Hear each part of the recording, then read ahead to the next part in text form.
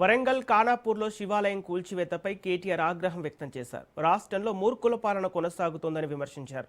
తెలంగాణ చరిత్ర, సంస్కృతి, అస్తిత్వంపై అవగాహన లేదన్నారు.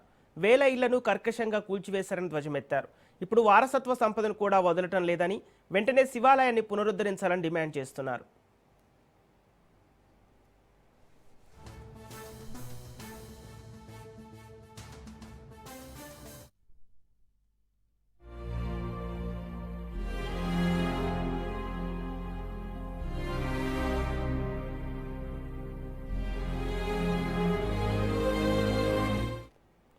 వరంగల్లోని ఖానాపూర్లో శివాలయం కూల్చివేతపై కేటీఆర్ ఆగ్రహం వ్యక్తం చేశారు. రాష్ట్రంలో మూర్ఖుల పాలన కొనసాగుతుందని విమర్శించారు.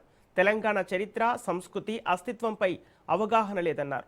వేల ఇళ్లను కర్కశంగా కూల్చివేశారని ధ్వజమెత్తారు.